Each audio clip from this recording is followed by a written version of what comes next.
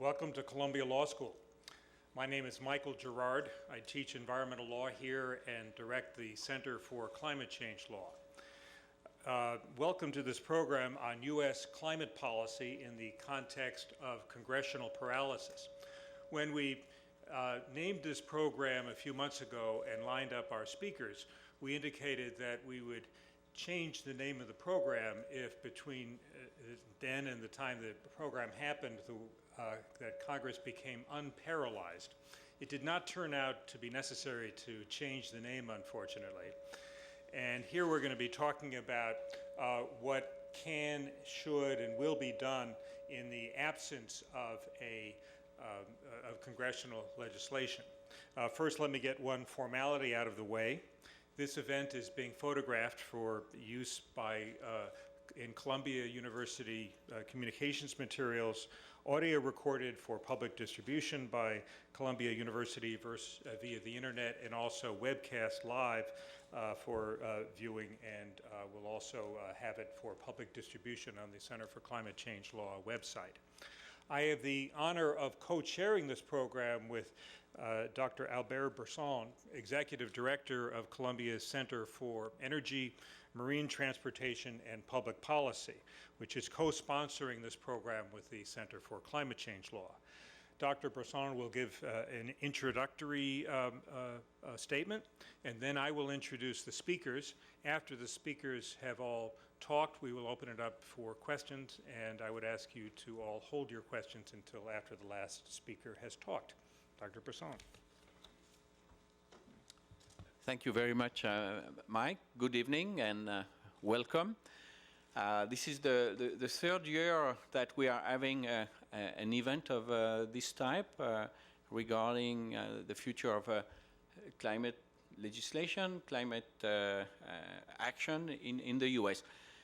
Quite different years, actually. The first year we began, this was the time of the presidential elections. So we had the representatives of the two campaigns for Senator McCain and Senator Obama. And both of them actually were very enthusiastic about what needed to be done. They were taking a very different direction, different angle on the issue, but they had really in common to be both concerned with climate change. And so that first meeting, I think, created a lot of expectation that much was going to happen. There were two different magic wands, but there were magic wands out there. The second year, we were just before Copenhagen, and again, there was a feeling that something magic was about to happen. We could see it was not that easy, but there were great hopes that the US president would visit Copenhagen and help some international consensus emerge. So this third year is, I think, Mike, the first year without any magic wand. I don't think, however, the term paralysis, you and I agree, really captures what is going on, because otherwise we would not spend the whole evening with you to discuss paralysis. A lot is in fact going, and the point in the debate of tonight is to show that this is not an all or nothing issue. The US is not either to stand still and do nothing or embrace Kyoto and these instruments that the rest of the world is a little more comfortable with. So a lot is happening, but it is happening in a more decentralized, less Cartesian manner, but it is very important. We hope to capture what is happening. And when we think of what is happening, we see agencies that exist and that have a clear mandate, and most importantly, the Environmental Protection Agency, which regulates a lot of emissions and has been recently confirmed in its role to also regulate carbon emissions, CO2 emissions. We also think in the United States of these 50 states out there And some of these states are very concerned about climate change. Some of these states, like Massachusetts, have very important statutes and initiatives in place, and we'd like to do justice to their role and understand how they see the way forward.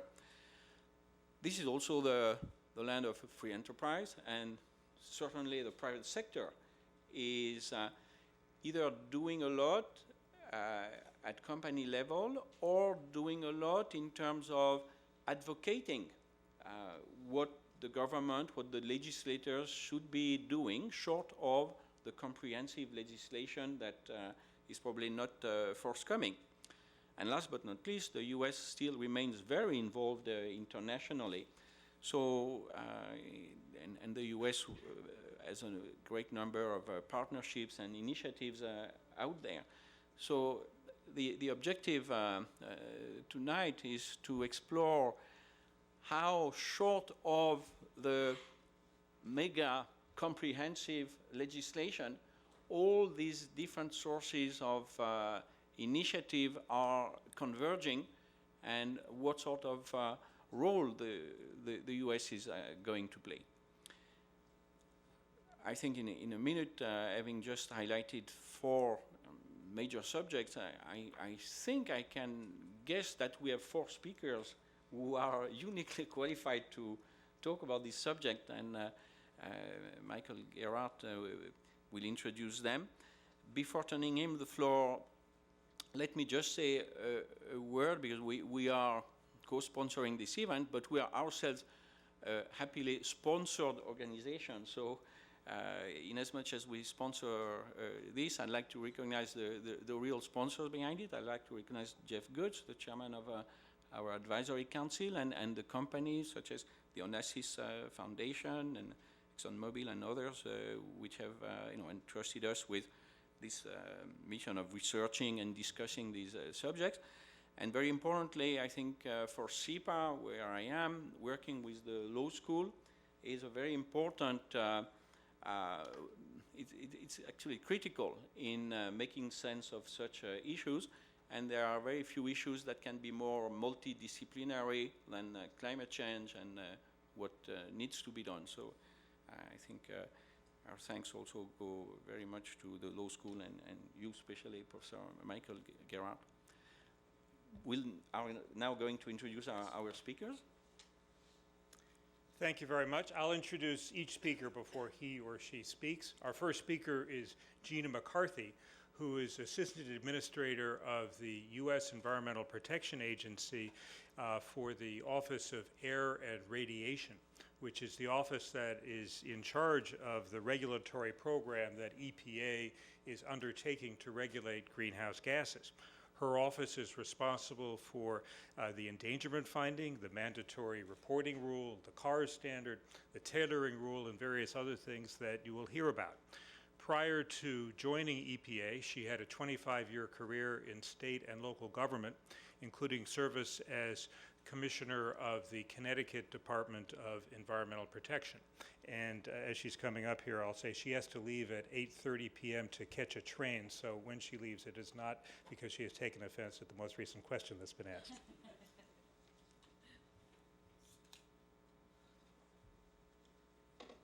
Thank you, Michael, but I might take offense at the most recent question that was asked, so it's good to have the opportunity to sneak out if I need to, but I do apologize for having to leave early, and I will do my best to make sure that I speak for no longer than 10 or 15 minutes, because I do have great respect for the speakers that follow, and I know they'll have they'll give you a broad look at the challenges that we're facing and the issues as we see them, which I think we see them actually quite differently. So it will be an engaging evening, I hope.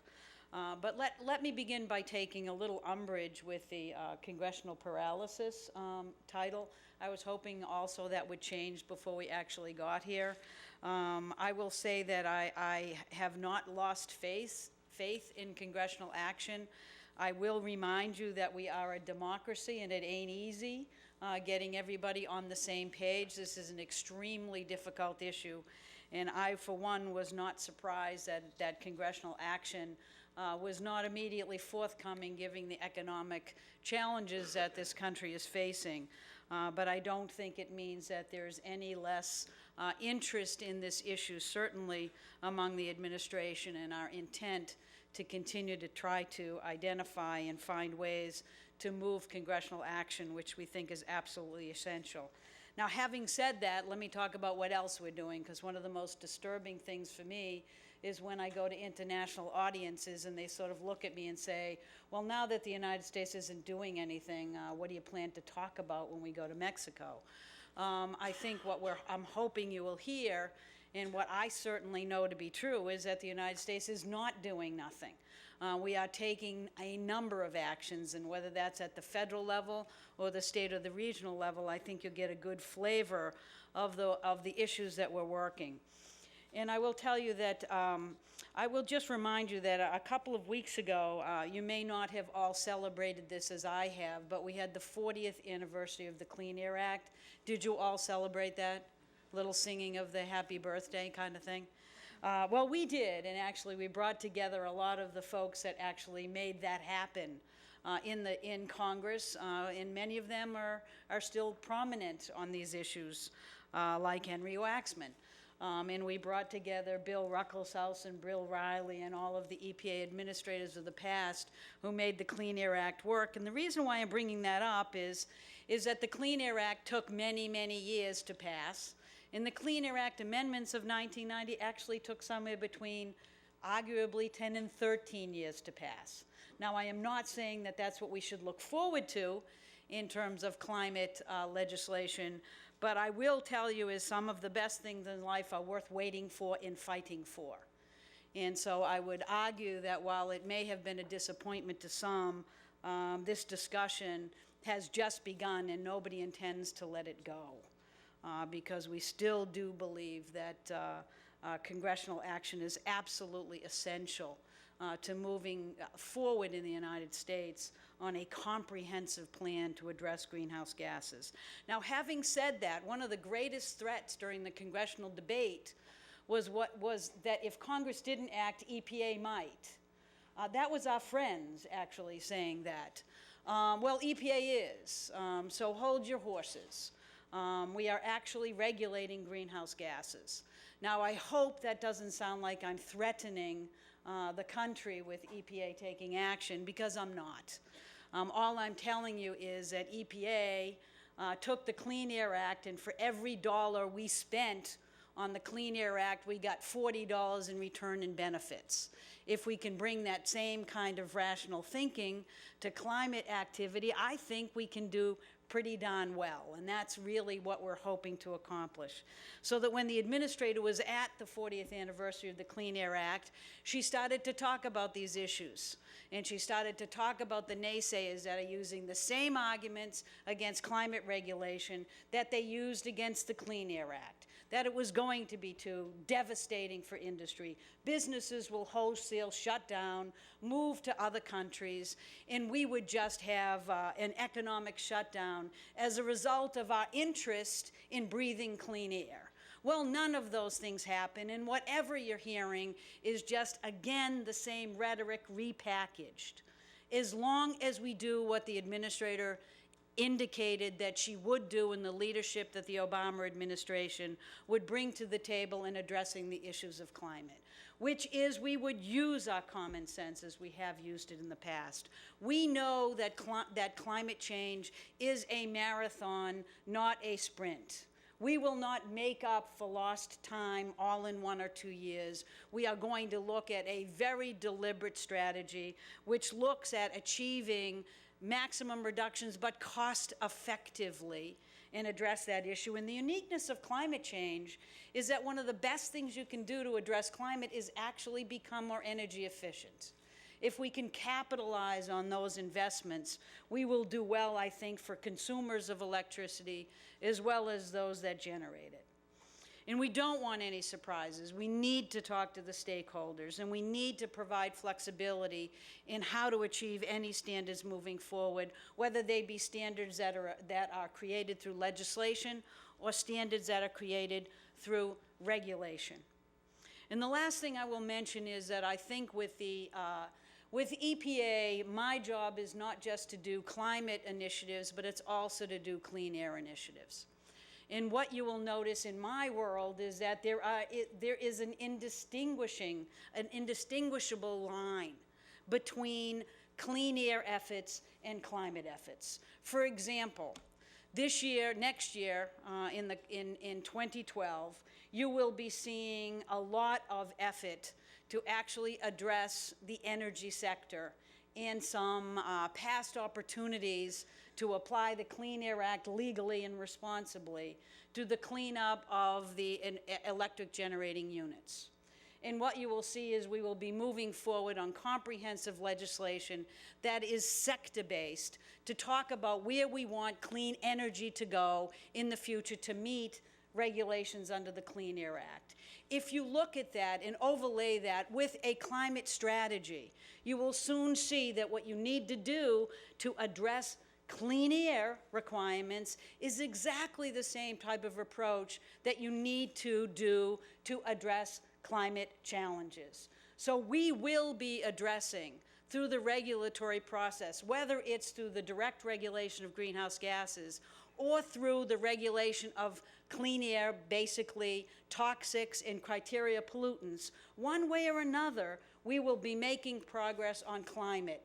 The challenge that we have is to do it with our eyes wide open, with enough of a dialogue so we understand what that intersect is, and we can make the most of the opportunities to achieve reductions in a coherent way, in a way that provides regulatory certainty, in a way where industries can make smart investments and know they can achieve the reductions that are expected of them.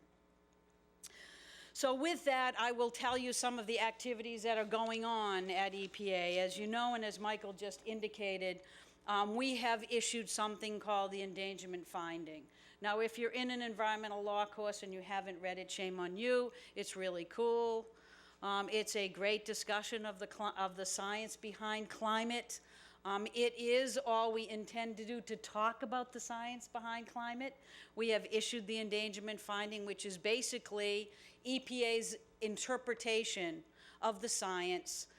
Actually, it's not just EPA's, it's the U.S. government, basically saying that climate science indicates that it poses a substantial and significant threat to public health and welfare, and as a result, we should regulate it. We have made a decision to regulate it for mobile sources, which is light-duty vehicles, cars, and trucks, and as a result of that, we now are regulating on the stationary side through our permit process.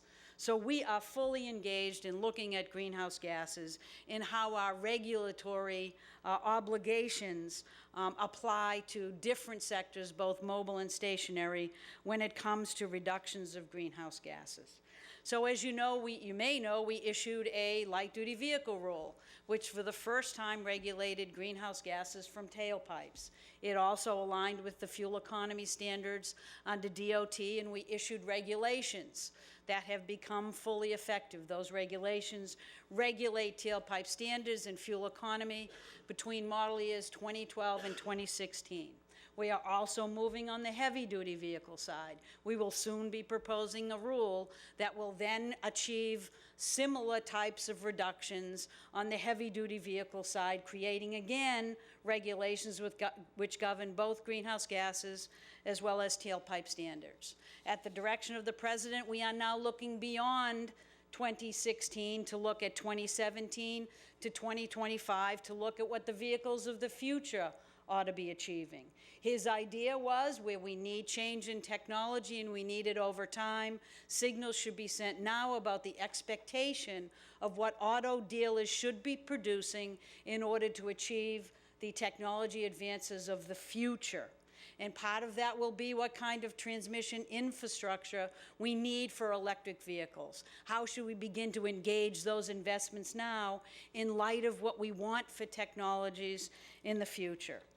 And that as a result of those changes on the transportation side, we are now looking at the stationary source side. As of January 2nd of next year, greenhouse gases will have to be looked at in the permitting process for large stationary sources, which means we are instituting a guidance document called the Greenhouse Gas Backed Guidance, which is best available control technologies. So when you're getting into the system of regulation under the Clean Air Act for large stationary sources, you're also going to have to look at what your obligation is to reduce greenhouse gases. That will open up a new range of responsibilities for EPA to be looking at these issues, as well as industry itself. We have issued something called, it's a very exciting name, the PSD tailoring rule. The PSD tailoring rule means nothing other than the statutory limits under the Clean Air Act for what constitutes a major source that really needs to be closely and heavily regulated by EPA.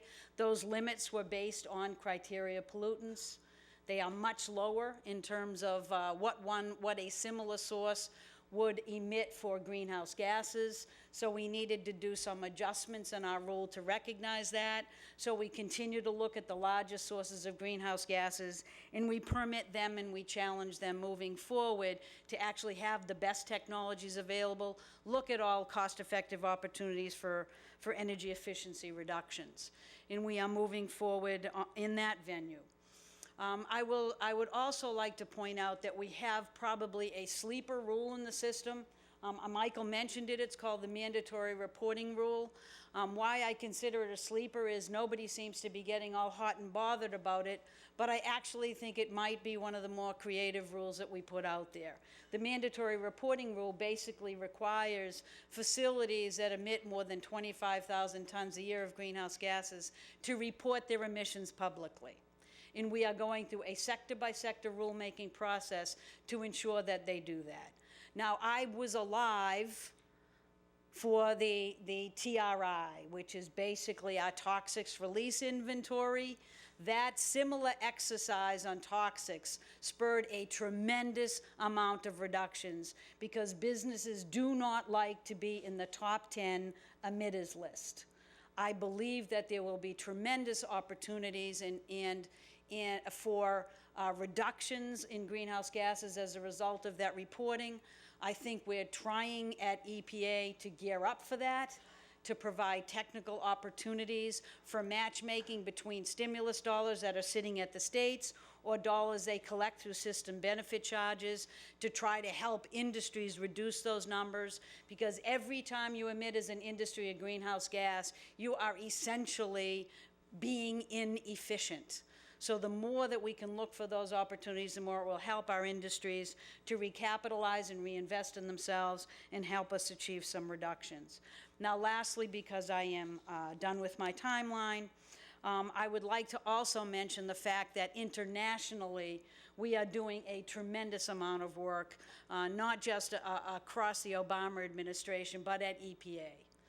We are looking at issues like methane to markets. We are looking at these short-term forcers and trying to identify opportunities internationally to make significant reductions in greenhouse gases in a way that is collaborative, in a way that is international, in a way that provides opportunities for further negotiations and reductions and opportunities outside the framework of the UNFCCC, but that is still very closely collaborating with the UNFCCC in what it does. We have launched recently a new initiative on cook stoves.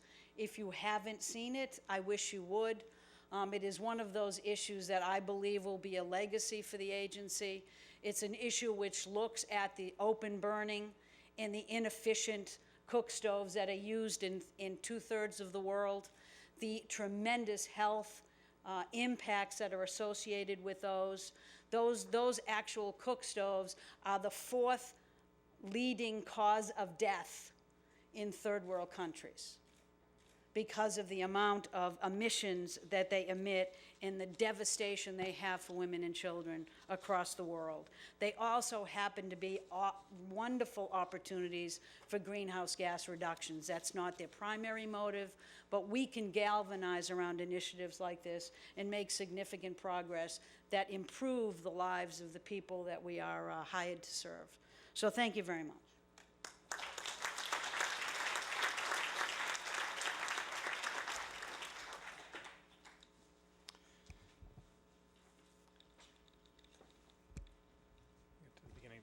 Our next speaker is Lori Burt, who is the Commissioner of the Massachusetts Department of Environmental Protection.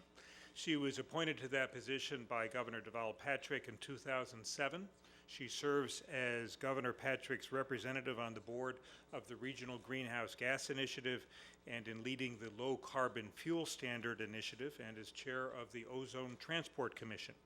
She was formerly a partner in the law firm of Foley Hoag in Boston, where she founded the Environmental Practice Group, and was also formerly a Massachusetts Assistant Attorney General.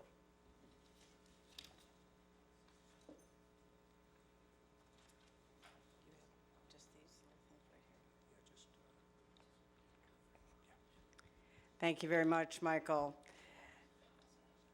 Let me address the paralysis issue, if I might, because I want to assure you that paralysis in Congress is not caused by the issue of climate change. Climate change, I was talking to one of my colleagues and gentlemen from London this evening at dinner, and he said that he agreed that in Europe in particular, there's often a focus of dealing with climate change from the top down and not the bottom up. And as Gina McCarthy said, we are a robust democracy here in the United States. And indeed, so much of what has started with climate change has really started at the state level. And I want to talk a little bit about that because the state's initiatives are very much, I think, part of the grassroots and the groundwork of what you are hearing in Congress. But I do not think that the lack of congressional action this year is going to stop the states one bit. Because if I can be clear about one thing, states are really taking up the issue of climate change for environmental reasons and economic reasons. And the economic reasons are very, very much in their self-interest. They have a vision. My state has a vision. My governor, Governor Patrick, has a vision that a clean energy future requires bold action by states. And it does, because that will be in our interest. It will absolutely incentivize investment in clean energy technologies. We might come from a state that is very much a knowledge-based economy. And so being able to have hard caps, clear policies that will incentivize a clean energy future is something that is very much in our economic self-interest. And so while we may not have seen congressional action this year, I really take the long view that it may take some time, but the states by no means are going to be sitting on the sidelines.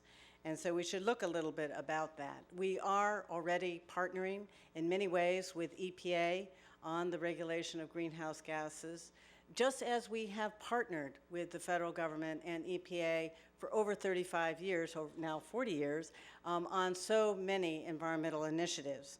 And it will really take that partnership to solve the problems that we face. But in the meantime, states will continue to be the engines of innovation. So just in case we think that this is a East Coast, West Coast phenomena, I want to throw a few slides up to show you just how much is going on in the United States at the state level. Many states approach climate through issues through mechanisms called climate action plans. I think that is a broad sort of category from everything from looking at policy options and to actual comprehensive climate legislation.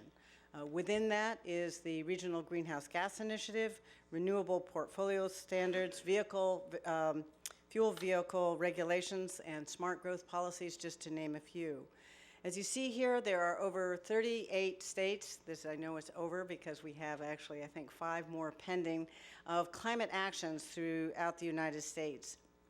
And just in the Northeast alone, in Massachusetts, we have a Global Warming Solutions Act, which was adopted in 2008, and we set a goal of 80% reduction by 2050. Many of you know that 80% by 50 goal, and are looking to set a near-term goal of, in 2020, this year that will be, that we have to set this year, and then for every decade thereafter. Connecticut has a plan that was published in 2005 that requires a 10% reduction by 2020 and 80 by 50. Maine has published its law in 2004, and it looks at it every 2 years since then for a number of very aggressive actions. New Hampshire has a plan that was published in March of 2009. Vermont has one of the governor's climate Commission on Climate Change, which was reported in the fall of 2007. And Rhode Island has one that was published in 2001.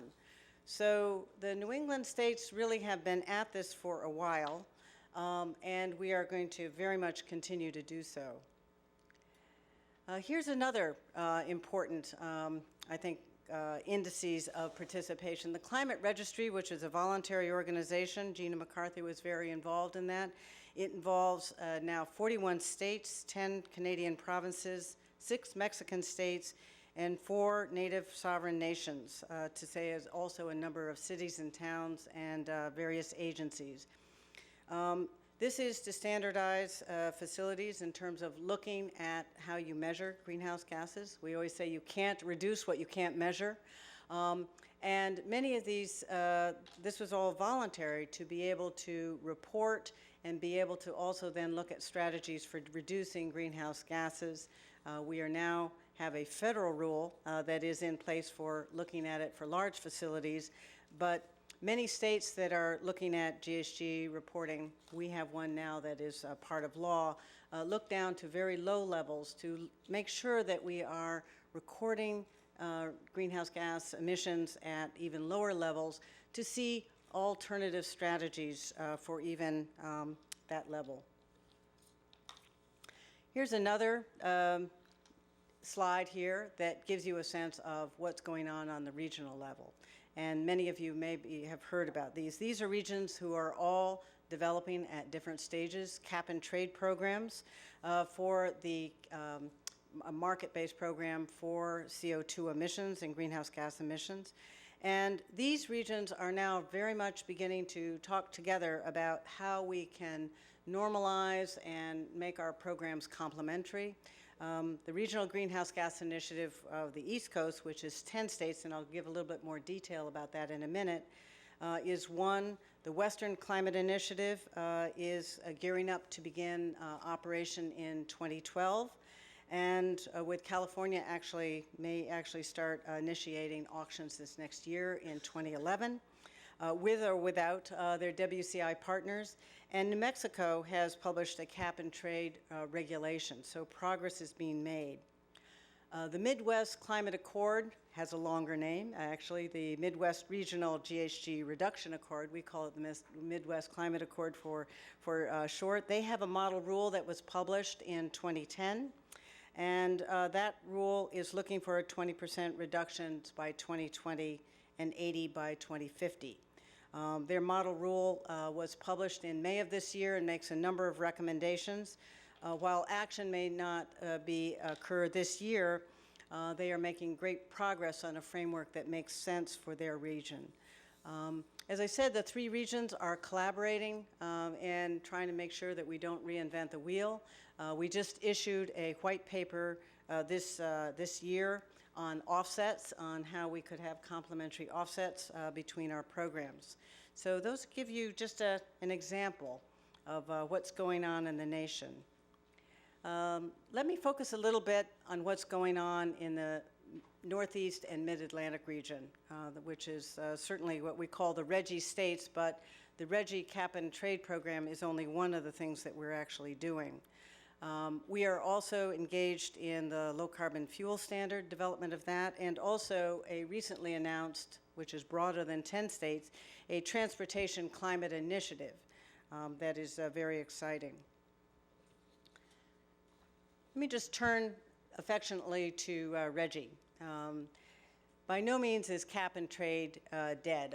We were mocked in our first 2 years. This is a cap and trade program that's been around since 2008 and was really conceived much earlier than that in the development of a model rule with 10 states from this region. And we've had in this particular cap and trade market-based program, we really wanted to set a price on carbon. We started off modestly. We started off with a program that focuses on the electric generating sector only, and has a modest reduction of 10% by 2018, starting off with a flattening off and then actually ratcheting it up in the later years in terms of actual reductions. We have had 9 successful auctions since September 2008, when Wall Street and the other market across the street was crashing. We had a celebratory ringing of the bell in the commodities in the exchange of starting the United States' first carbon market. And we've had 9 successful auctions. We have over more than 285 allowances for CO2s have been met. We have very good fundamentals in the sense that our average of demand exceeds supply by 2 times, at least 2 times. We have a very stringent market monitoring program to make sure there is no anti-competitive behavior. And we also feel that the fundamentals are very strong in the sense that those that are the regulated entities are the ones who are actually buying most of the allowances, which is very good. The good part of the story is also that we have generated probably almost $730 million worth of proceeds that have actually been invested in the clean energy economy. While we each have separate state programs, on average, the states have really put their money where their mouth is. They have reinvested these auction proceeds in energy efficiencies and renewables at a rate of almost 80%, and with really, really important results. I think one of the things that we recognize in moving to a more diversity in our energy mix is that our first fuel, and this is part of Massachusetts policy, absolutely, where I come from, is really our first fuel, is that really investing seriously in energy efficiency gives consumers real choices about how they can control their energy budget. So we've done that through a series of legislation in our states. Each state is their own. But we have very, very ambitious program in our state. We are investing $2 billion over the next 3 years, which have a locked-in savings for businesses and homes that participate of $6 billion. That's the ratio of savings and benefits that come from energy efficiency. And that we will actually be achieving 20% of our electric needs by 2020 through energy efficiencies. That's about a 6% reduction in greenhouse gases. And the examples by our state is just replicated in many of the states that are RGGI. Each one's have their own program, but the savings and benefits are very similar. There, I think I've reviewed most of that. One of the things that we're engaged in right now with RGGI, a lot of people say that our reductions, our emissions have gone down dramatically, and indeed they have. And that has been due to a number of market forces and other forces, including weather. Except for this summer, we've enjoyed very warm winters and cooler summers. The economy has been a major factor. But clearly, the price of gas has probably been one of the dominant factors together with fuel switching. Our program, our Memorandum of Understanding, encourages us, and that's what we are doing, beginning program review right now about our whole design and whether or not we need to make any adjustments. And looking at our cap and looking at the duration of RGGI into the future will be 2 among many different policy issues that we'll be examining in the months ahead. But that is not the only thing that we are doing. We are also, the RGGI states recognize that transportation is a major, major source of GHG emissions. For our region, on average, that's about 30% of GHG emissions are coming from the transportation sector. And while many of us have participated in the Cal-Lev, the major part of the transportation stool that's actually looking at fuel efficiencies, we also, fuel is another part of that. And in the Northeast and Mid-Atlantic, we are highly dependent on foreign oil for our transportation fuel mix. And so we have been engaged for the last year in a very aggressive program of 11 states, that's the 10 RGGI states plus our sister state of Pennsylvania, on how we could actually have a market-based program that brings more fuels that are lower in their carbon intensity, it's not like a cap and trade program, into our fuel mix. And that can range from everything from advanced biofuels to electric vehicles, natural gas vehicles, and we are looking now at economic analysis about how this would benefit our region and how we might develop a framework, and we're looking hard to try to do that by the end of this year and the beginning of next year, of actually having a framework that we could take out to our states and begin adopting regulations along this line. Another major initiative that we started this last June, 11 states plus Washington, D.C., was to look at other ways that we could collaborate on transportation. And that's, rather than, one thing that's about RGGI, it has brought together our energy commissioners and our environmental commissioners together.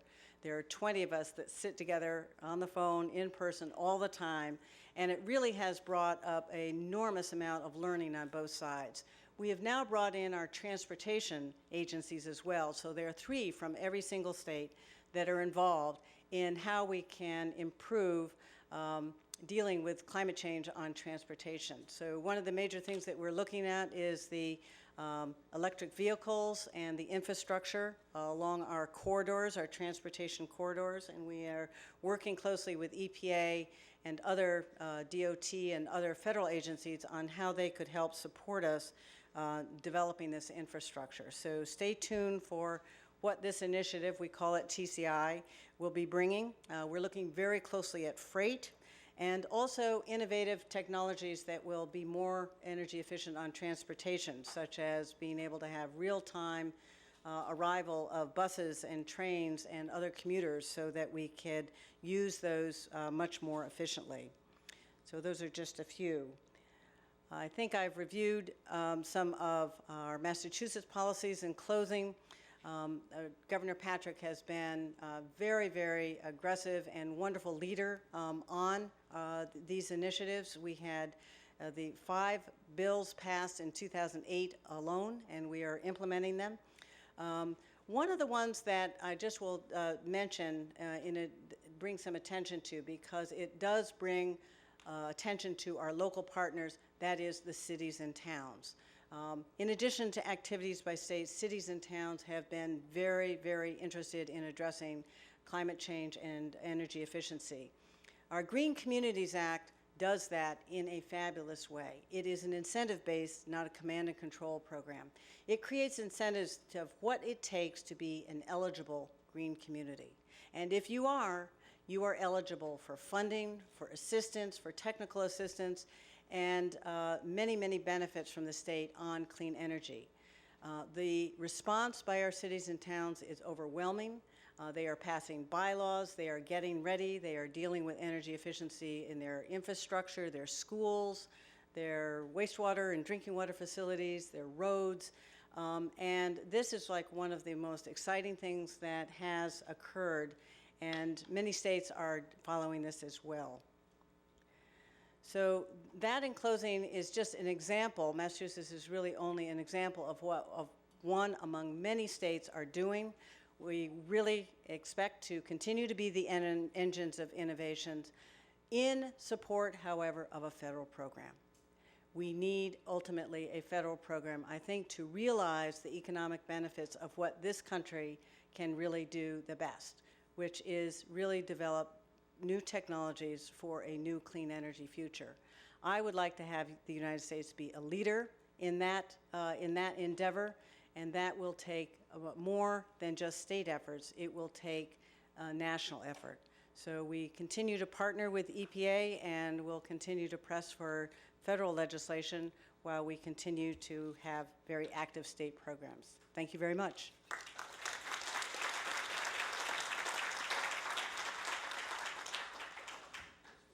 Thank you very much.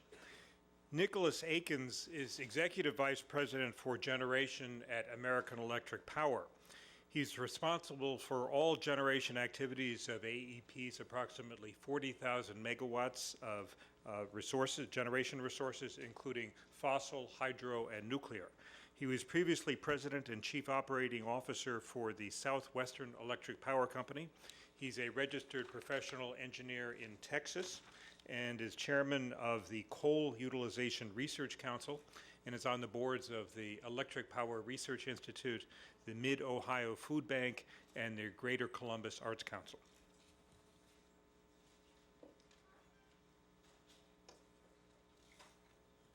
Thank you, Professor Gerard. Thank you, Professor, for having me here today.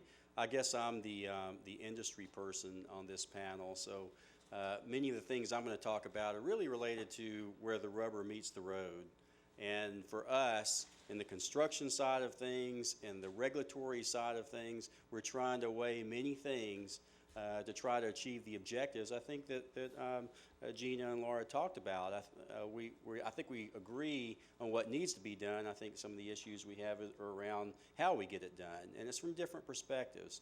So from our perspective, AEP is, as Michael announced, we have about 40,000 megawatts of generation. We're the largest electric utility in the country, and I guess I feel like probably I need to tell you I'm probably one of the largest emitters in the country as well because of that. About 25,000 megawatts of our generation is coal-fired capacity.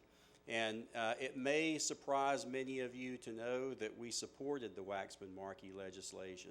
And in many respects, I think we have a belief that the industry is against advancing many of the proposals that are made from an environmental perspective, but that's just not the case. We are a slower moving industry. We have utility assets that are 30, 40, 50 years old, and that's not uncommon in this industry. And for us to make the transformation that we need to make going forward, there has to be a rational plan. And we talked about it earlier at dinner. We need a coherent energy policy because many of the investments we make on the electric utility side of things are long-term investments. And for us, the planning horizon is long-term. The need for being able to develop options from a resource planning perspective, including grid-smart activities, energy efficiency, renewables, solar, and the other fossil generation that's available to us in nuclear, we have to be able to understand what the environment looks like from a regulatory standpoint and from a recovery standpoint. And for us, today, it takes 14 years for us to build a transmission, 765 kV transmission line in this country. 2 years to build it, 12 years to permit it.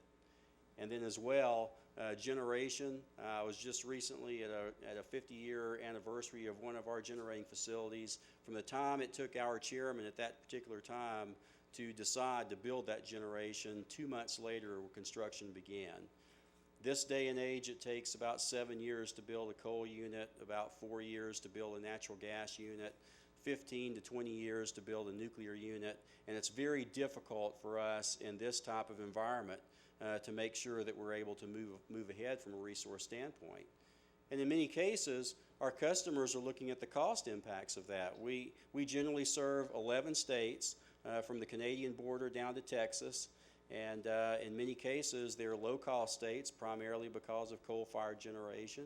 And for us to move ahead with renewables, certainly it's been a case where each state has decided on its own how much it wants to invest in that. And in many cases, they don't realize the cost until we come back from a regulatory perspective and ask for recovery. And in some cases, that recovery's been rejected because the Commission realizes what the costs are and they reject it, and that certainly is not a good thing for us when we continue to look at investment in that kind of resource capability. So we are predominantly a coal-fired utility, but we are making a transformation to more of a balanced energy portfolio. And I think in this country, for us to move ahead, we have to have a balanced energy portfolio that makes sense because there's so many risks, so many unknowns out there that customers will be able to adjust to whatever winds up being, from a market standpoint, the best way to go, and from an environmental standpoint. We continue to focus on climate change legislation, however. As you know, the requiem for cap and trade is probably over for the time being. But as we invested and worked heavily on the Waxman-Markey legislation, there were provisions in that legislation that were very good for the industry and for this country. And for us to miss that opportunity is not a good thing, because it was a placeholder for us to have that definition in place so that we could go to the commissions with individual resource plans by jurisdiction, because that's how we get our recovery for the investments we make, and for those kinds of decisions to be made. So there needs to be some kind of federal platform that exists to support going back to the states to recover these types of investments. We have continued to focus on clean energy type activities. We're the first in the world to have a carbon capture and storage, integrated carbon capture and storage facility at our Mountaineer station that captures CO2 and stores about 2 miles below the surface. So in that process, we are capturing the CO2 out of the flue gas stream from the unit itself, and then injecting as a supercritical fluid well below the surface. And that we're doing a lot of studies with many environmental agencies to determine what is the best way to move forward with that particular type of technology. And as we go forward, we have achieved a $334 million investment from the Department of Energy to support the next stage of carbon capture and storage. And as we go forward, that total investment is $664 million, which isn't cheap. And when you look at the environmental retrofits on these particular units, it's not a case where you're just adding on a box, just an add-on facility. These facilities are actually larger and more expensive than the original cost of the unit to begin with. And if you ever get a chance to look at one of our facilities, it'll show you it's really more of a chemical type outfit that happens to produce electricity. And that's the direction we're going, but we're happy to go there. And I think the economics in this industry are changing dramatically. With the shale gas activity related to natural gas, the market fundamentals are changing. And for us, as we look at those market fundamentals as well as the overlap of the environmental requirements, it's becoming to be a difficult part of the puzzle to solve. And in relation to that, when we had the opportunity of adjusting because of the economy, we lost about 17% of our industrial load 2 years ago. And you can't lose that type of industrial load and not have an effect on your borrowing capability, your capital structure, to continue on with the investment that we had. So we had 8,500 contractors that we had to let go that were building scrubbers and SCRs for environmental retrofits for our existing facility. So if there ever was a stimulus program, that was what we needed. And I think there's a lesson to be learned there, and as we work and grow together, to come up with a coherent energy policy that makes sense and timelines and targets that make sense, we can certainly focus on achieving those kinds of stimulus benefits. So as we go forward, we have looked at the proposed rules of the EPA, and as we look at the cumulative effect of all these rules, it would force us to retire about 4,000 to 6,000 megawatts of that fleet, which is a pretty dramatic impact on the fleet going forward. And we'd have to do that in the 2014 to 2016 timeframe. And as I mentioned to you earlier, the timeframes for resource planning is not conducive to being able to deal with those kinds of effects. So as we look forward, we're trying to find a rational policy, and I have to own up to this. Occasionally I do read the Rolling Stone. I'm a rock drummer as well as a utility executive. So, and President Obama was exactly right in his notion around energy policy in this country. We may have to deal with it incrementally. And as we deal with it incrementally, certainly it has to be done in a reasonable fashion that makes sense, and it can have the positive effects to the economy and the country from a stability and from a security standpoint if we do it right. And as well, when you look at the aggressiveness of some of the cumulative effects of those timelines and having to retire that number of megawatts of generation in that short a time frame, it will have reliability implications on the system. So as AEP looks at this, we're saying, okay, let's stop and take a look at the ultimate effects on the economy, on the security and stability of the electric grid, and as well on the economic factors associated with just capital markets and being able to achieve the environmental objectives that we consider making, we have to be able to come together and decide what is a rational plan going forward. We were for Waxman-Markey because it gave us a clear indication of many of the issues that we were concerned about. We were concerned about funding for carbon capture and storage to ensure that we could continue with the projects that involve retrofits of the existing fleet throughout the United States. And as well, we were focused on allowances, how allowances were allocated among different jurisdictions so that it would alleviate the impact on our customers of the increases in costs associated with transformational activities. So those are the major things, along with international provisions and other issues in the Waxman-Markey legislation, that we felt was reasonable. We didn't get everything we wanted. No one got everything they wanted in that deal, but it was a compromise that made sense. As it moved to the Senate, we were pretty chagrined to see that it took a step backwards with Kerry Boxer, and then you had Kerry Lieberman, then you had the others, but eventually it didn't go through the Senate. So we're left with this myriad of different regulations that are coming down the pike, and they're classically, we call it a train wreck. It's a regulatory train wreck. But it is an issue where, as you navigate through all these myriad of different rules and regulations, it's very, very difficult to plan and make large investments and have some sense about it for the future.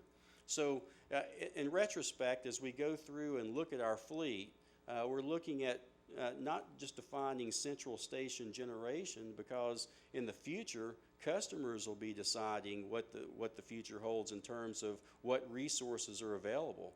So it could be a combination of grid smart type activities, efficiencies on the power grid itself, community energy storage, all those types of things that come together that the regulator really won't have a say in. So we have to be prepared from that perspective. We just announced the largest solar farm east of the Mississippi, and we continue to move on with about 2,000 megawatts of wind power. Those are the kinds of adjustments that we're making, but they're not made without a cost and they're not made without risk. We've had regulatory jurisdictions actually not allow the recovery of wind power PPAs, carbon capture and storage costs, those types of things that really need to be encouraged.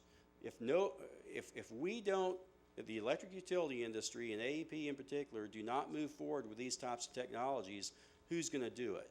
So we have to make sure from a regulatory standpoint that we do put the engine in place for that technological innovation. So as I look at what we're doing relative to new legislation, we're hoping, and I know this is a big hope, that the two parties will come together after the election. Maybe they'll look at the Tea Party and say, hey, maybe in fact we do need to get something done. If that's the case, then we'll be able to move forward with some type of legislation. And when you look at the regional differences of what occurs around the country, the Northeast is very different from the Southeast, very different from the West Coast and the Southwest. They all have different views of what a resource portfolio ought to look like. So we would suggest, and we're gonna focus on this, and this is probably the first time we've talked about this from an AEP perspective, but we're gonna move more toward a clean energy standard. In that notation, we're talking about the inclusion of clean coal, nuclear, all those types of things, because in the Southeast they have a very difficult time with coming up with wind power and other forms of renewables.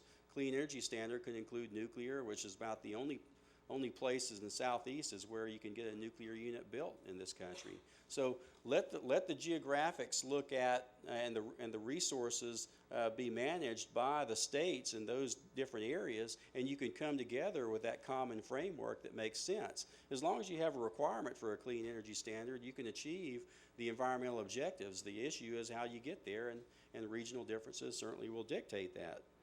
Also, we would say let's take a 1 to 2 year time frame to do a study with independent analysis, and that independent analysis would include the FERC, Federal Energy Regulatory Commission, NERC associated with that, which looks at the reliability of the grid, the EPA, NARUC, the National Association of Regulatory Utility Commissioners, who could bring in the cost side and the customer side of things, the Labor Department, the Commerce Department, those agencies that are viewed as independent, not even having the industries involved, to determine what would be the best thing to do relative to a clean energy standard, relative to retirement dates of existing capacity that needs to occur. And we would say that we would have a date certain that we would retire that capacity if it was not retrofitted to meet the requirements of the EPA. And that's something I think we're very focused on, because it's not just the EPA requirements that are driving it. Again, it's those market fundamentals and those changes in customer usage and customer impacts relative to resources that we have to be mindful of. So the more we can have a balanced portfolio, the better off we are. Also, we have to have a coordinated retirement and retrofit strategy that will give U.S. manufacturers and trade unions the ability to ramp up from a workforce development perspective. Because I can tell you, 2 years ago, before the economy tanked, we had the second largest construction program of anyone in this country. The top's in the utility, but the second of anyone.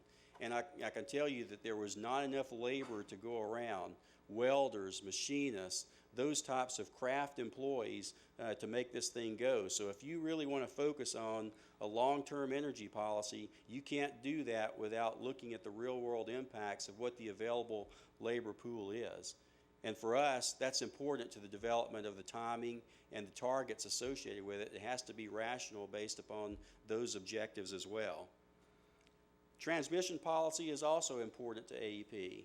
Transmission is a resource. Large transmission, bulk power transmission flows from regions to the country are very beneficial. We look at it in terms of the ability to move renewables to load centers, but it's also for market differences as well. We can do a lot of optimization around the resource supply in this country that will alleviate the amount of use of coal and other resources throughout this country. So we need to think about transmission as a resource to make this thing work. So these pieces of the energy policy will move our industry faster down a transformational path. And if we can get these pieces in place and give targets and objectives for us, the industry, I have no doubt, will respond, and we'll be able to have more assurance of cost recovery from a commission standpoint to make sure that these investments actually work. But the whole key is that long-term cohesive energy strategy that preserves our economy and improves the environmental impacts and provides a path for continued U.S. security around its energy supply.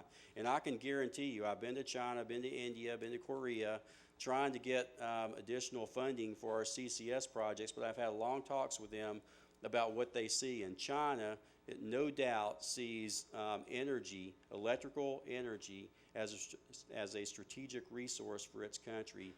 The U.S. needs to do the same thing. So thank you very much.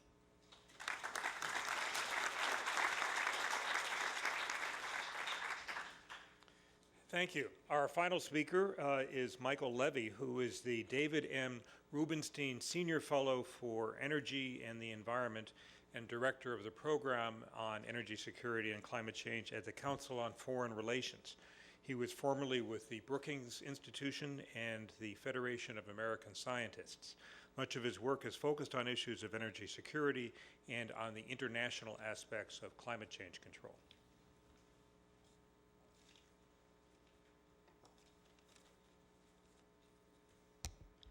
Thanks, Michael. Thank you for inviting me to be with you all this evening. I think I'm here to explain what our international strategy should be once the Tea Party takes Nick's advice and moves along with comprehensive legislation. That's right, yeah?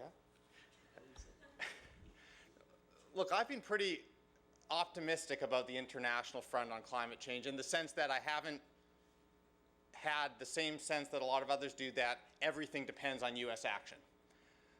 But a couple weeks ago, I took my first big international trip in the last several months. I spent a week in and around China, and then I was in Canada with senior negotiators and policymakers from several of the key countries in Europe, from Japan, China, India. And let me say, it is very difficult for someone coming from the United States to talk about international climate policy right now. Even for someone independent, non-governmental, it is difficult. And it's not because people lecture you on what the United States isn't doing. It's because it's very difficult to make the case for how international climate policy should work. It's very difficult to talk about what others should be doing. It's very difficult to talk about what frameworks are appropriate because, quite frankly, people are not inclined to listen to ideas coming from the United States right now. So let me just put that out there as a preface to what I'm going to say. It is difficult right now for the United States to exert influence in international climate diplomacy. I want to talk about three basic ways in which, I wouldn't say paralysis, but certainly a great difficulty passing certain types of legislation in Congress have on the international scene. And then I'll say a couple positive things about where I think we can and are making progress internationally. The first area where U.S. inaction or U.S. shortfalls in action have a big impact is on actual emissions and on the development of technology. Let's not forget, I think when we talk about international discussions, we get all into the nitty-gritty of diplomacy and pressure and who's going to sign on to what. The bottom line is that the biggest contribution the United States can make to global action on climate change is by doing something about its own emissions, which are a huge fraction of global emissions, and about doing something to develop new technology which will help us solve problems not just here, but globally.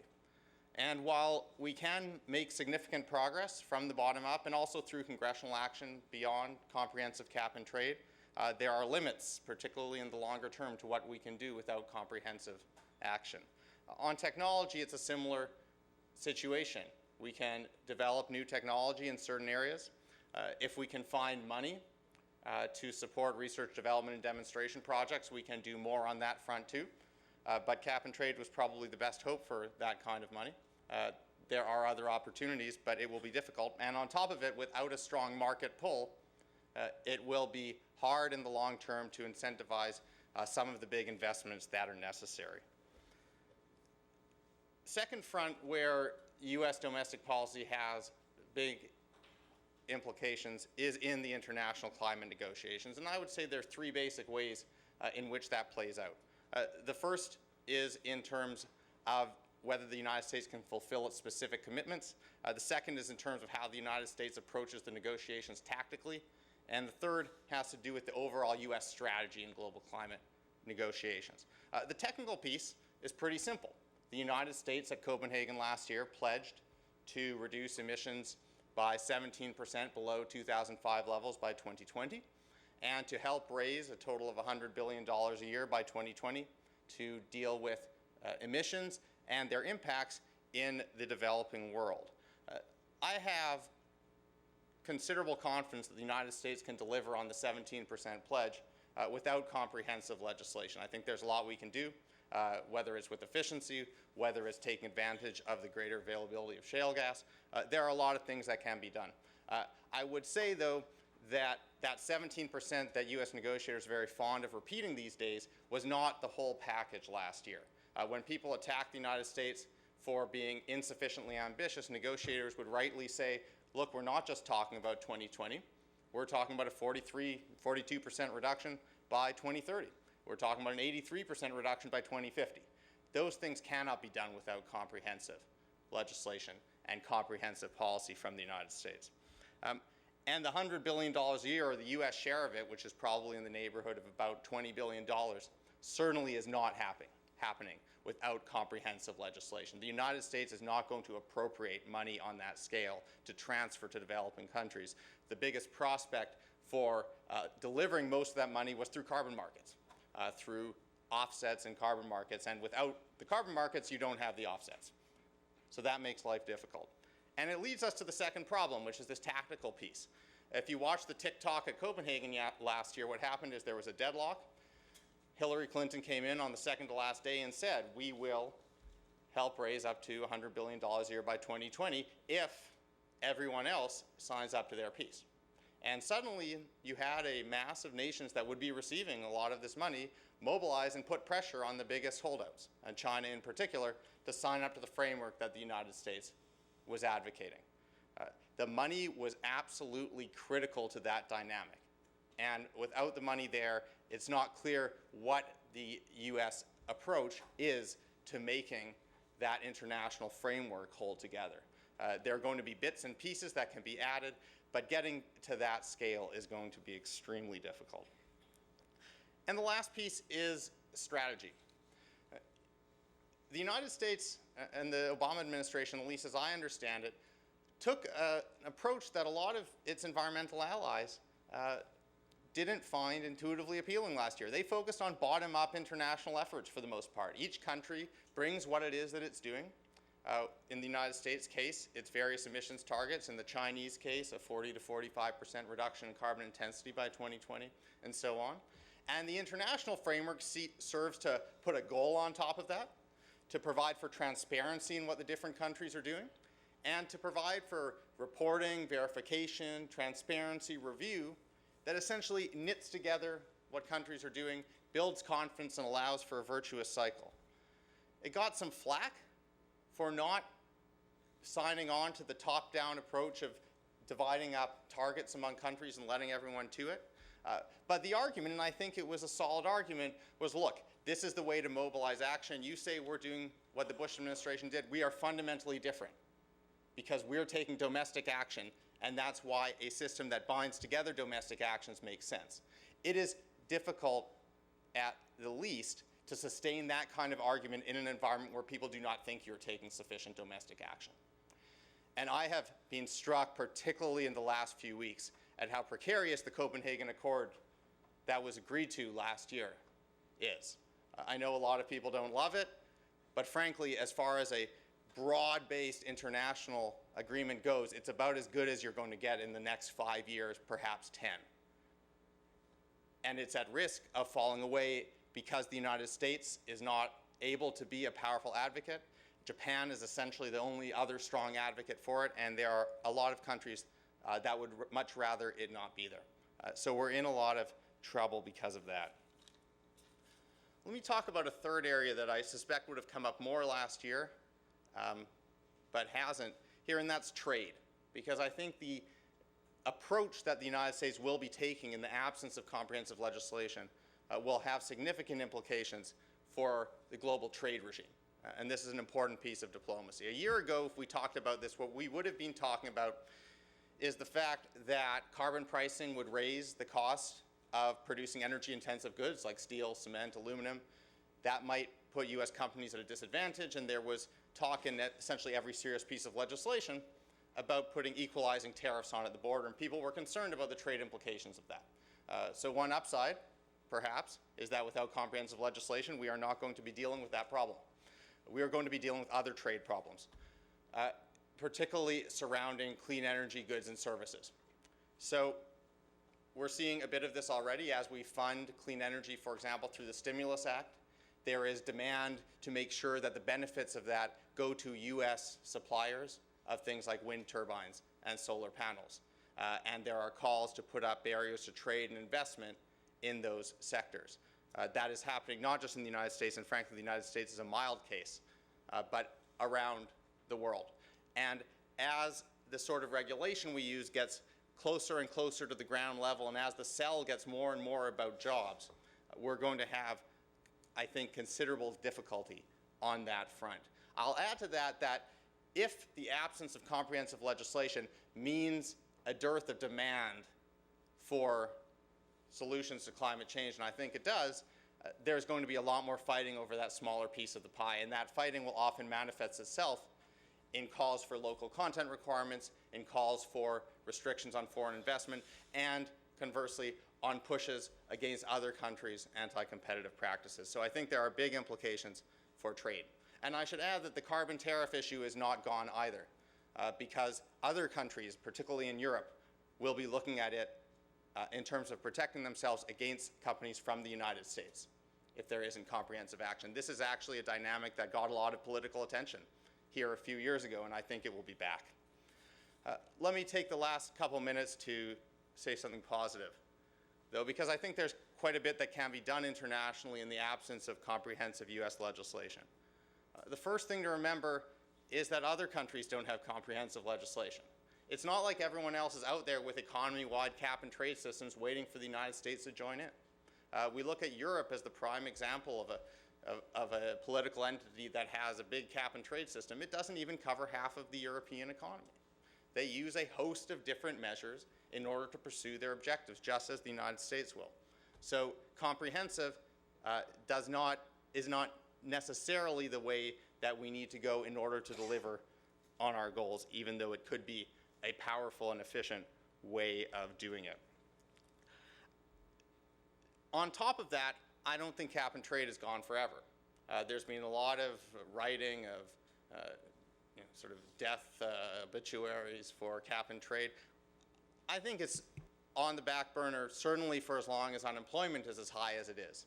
But it's not clear to me at all that when we get to a situation where unemployment is considerably lower, that we won't be able to move on that front, particularly as we seek measures to reduce emissions that raise revenue rather than spend revenue in a very difficult fiscal environment.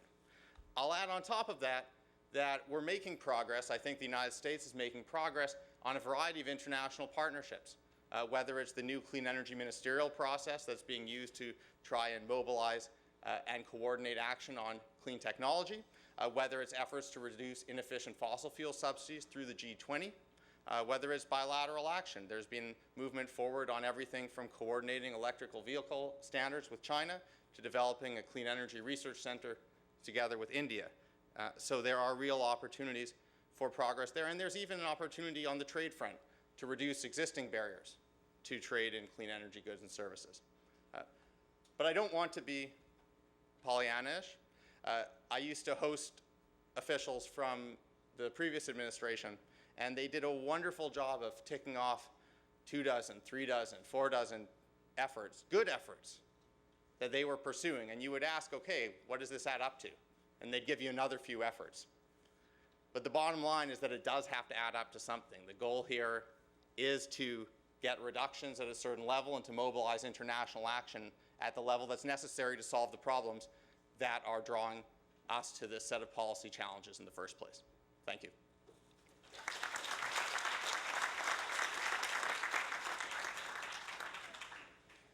We now have time for questions. Since Gina McCarthy has to leave early to catch a train, I'll start by asking any questions for her. Hello. And everyone should have a microphone in front of you, and if you push the button, we'll be able to hear you. I was hoping to hear a little bit more about what EPA is thinking in terms of its actions going forward, and specifically, one thing that I've been asking and haven't heard much about, EPA has gotten pretty good at regulating sources through the Clean Air Act. That's what you do. But for greenhouse gases, there's a whole other side to this which is crucial, and that's the consumption side. And I'm wondering if EPA is looking and thinking of ways to use the Clean Air Act regulations to address emissions from that perspective too. Specifically, I would mention things like the use of cement, of metals, and other materials in general, or consumption of goods, which are driving the energy demand and in the short term have a huge potential to drive efficiency and reduce consumption without waiting for the replacement of clean energy, which we need over time, obviously. Let me just say that I couldn't agree with you more that consumption is a major challenge for us. I will tell you that we are looking at that issue in a variety of ways, but in particular as we're looking at addressing, sorry, when I move forward to get near the microphone, I can't see you anymore. But anyways, in particular, as we're looking at the application of the Clean Air Act to the challenges associated with regulating greenhouse gases, one of the things that the Clean Air Act has not been able to get its arms around is encouraging states through state implementation planning, which is how states actually get into compliance with different national ambient air quality standards, is to get our arms around efficiency and energy demand issues. Because there's more than one way to address issues associated with reducing emissions, is particularly from the energy sector and from industries. And one is that you can actually help them become more efficient, which in and of itself reduces pollutants as well as greenhouse gases. We are trying to work with states now to identify those inadequacies and to look at how we would be much more creative in our approach to a pollutant like greenhouse gas, which doesn't pose localized challenges, but poses global challenges. There must be many more opportunities for us to look at a pollutant of that nature in a way that's more creative than we have in the past. We're trying to get our arms around it, and we're certainly open to suggestions, but we're looking to embrace the energy demand side just as vigorously as we have the pollutant reduction side in traditional ways. Yes. Thank you. In Mike Gerard's article of Wednesday, October 6th, in the New York Law Journal, he says, and I quote, that on attacks on EPA action. Could you hit the button, please? So Mike Gerard's article says, all of the final EPA actions on greenhouse gases are currently being challenged by various industry associations in the DC Circuit. Motion practice is pending or imminent on consolidation of some or all of the suits and on stays of implementation. It's indisputable that the EPA is facing a wave of litigation on its GHG regulatory actions. Could you spell out for us or summarize for us what the EPA's legal theory, overarching legal theory of defense will be in face of this litigation? Well, I would have to say that we're being challenged in so many different venues that it's unclear to me that I could articulate one overarching legal defense. I will tell you that our underlying premise is that greenhouse gases are a pollutant that is regulated under the Clean Air Act and should be, and that the Clean Air Act can wisely be applied to greenhouse gases, and it will make sense, and we will be able to address those challenges through the application of the Clean Air Act. I think we're being challenged on the science. I think we're very strong. I don't think that we have great vulnerabilities. You know, our basic tenet is to go where the science drives it and to follow the legal requirements under the Clean Air Act, and to have them make sense to this pollutant in a way that we can make the case both to the courts as well as to consumers and the general public that we're doing the right thing. I know we feel very confident in the approach that we're taking. And I would have to say that I think the most immediate concern that I have is that I think what is happening now is we're being challenged on the greenhouse gas front, but I don't think the challenge stops there. I think that there are many who would love to see the Clean Air Act itself rolled back, not just see us lose our authority to regulate greenhouse gases. I think that is a challenge for us. It's a challenge that we've faced in the past.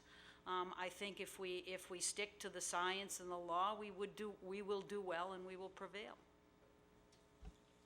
Great. Hi, this actually may be a joint question for you and Ms. Burt. I'm interested, sorry, over here. Oh, thank you. You talk a lot about relying on state implementation plans, and I think that makes a lot of sense going forward.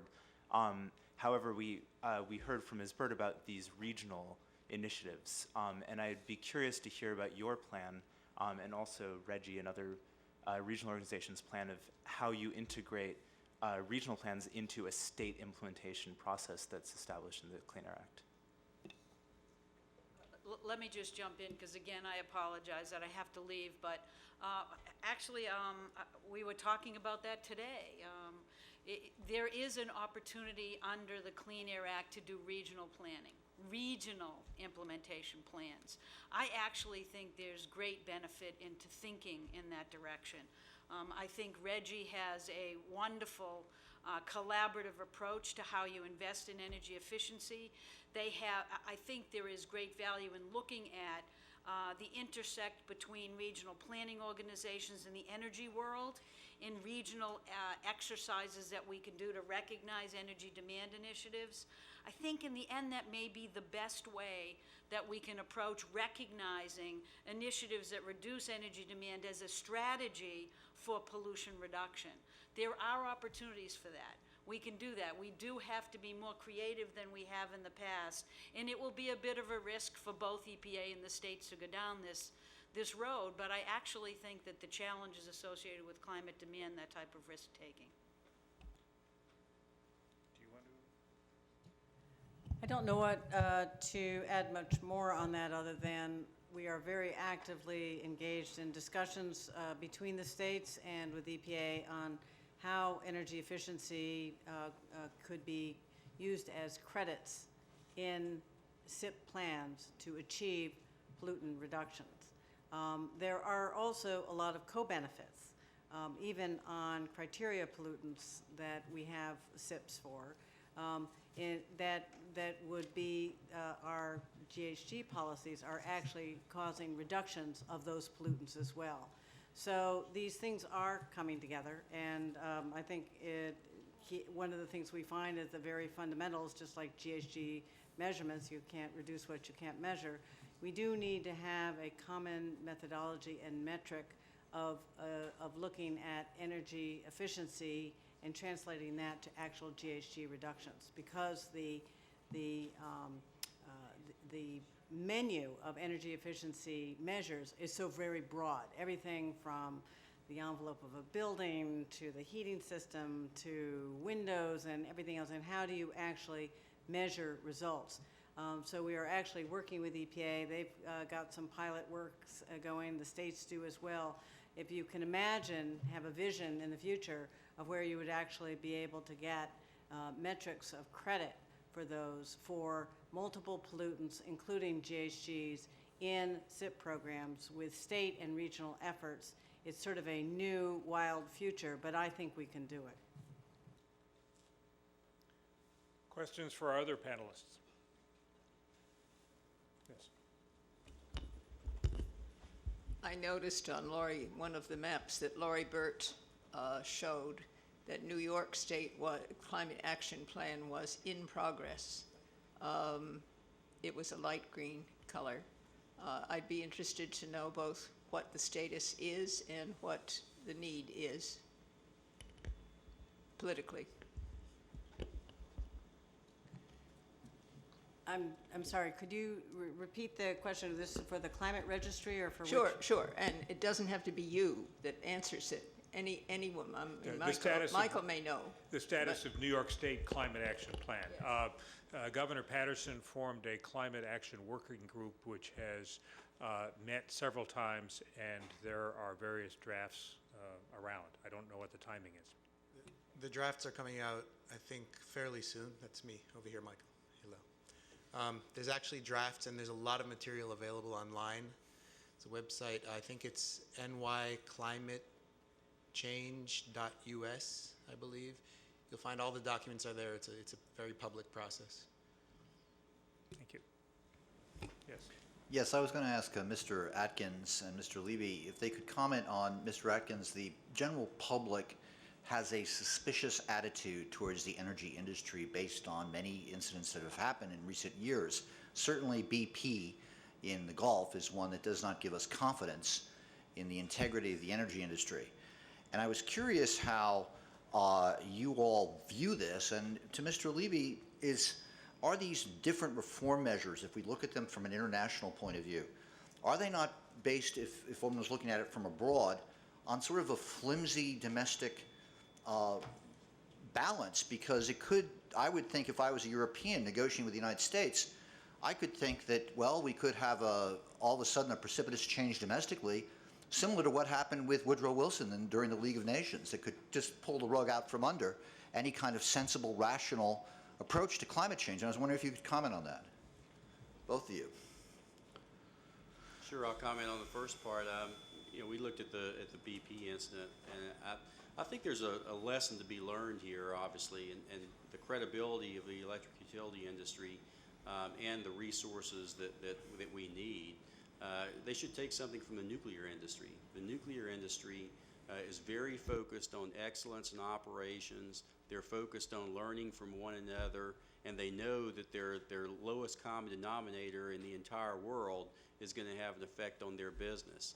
And when I look at the issues such as BP, offshore drilling, when I look at that carries on to the shale play activity, CCS, those types of drilling activities, there needs to be a view that excellence in operations is key, and they need to hold each other accountable. It was pretty comical to me during the testimony to see how quickly the other CEOs would throw BP under the bus. And I think it's important to realize that for us, looking at resources from the electric utility industry, we need these resources to be successful. And the only way they can be successful is not to jeopardize that public trust.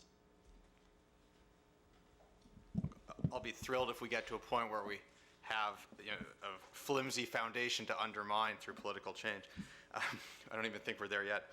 A couple quick comments, though. Firstly, in the absence of legislation, there is a lack of trust on the overall targets that the United States has put forward. So that's certainly a problem. That said, I don't see, I think to first order, other countries' actions are determined by their own interests, not by what the United States does.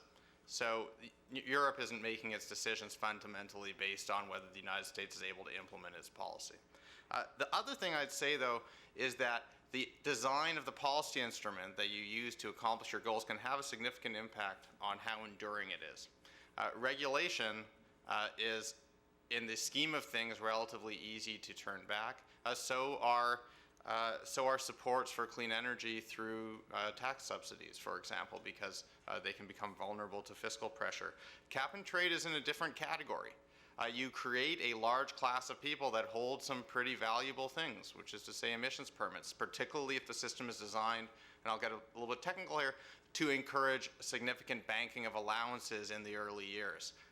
That creates a very large set of interests that want to keep the policy maintained. And so it's an important piece. I think people look at the different design approaches strictly on the basis of economics and maybe distributional impacts, looking at how they change the politics of the problem so that the policy is enduring is very important.